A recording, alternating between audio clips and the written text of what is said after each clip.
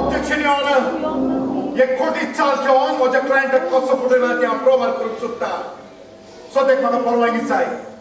ताचे सुनेक मिसेस रोमा लागीं थोडे प्रश्न करूं. परवानगी आसा. I oblige you.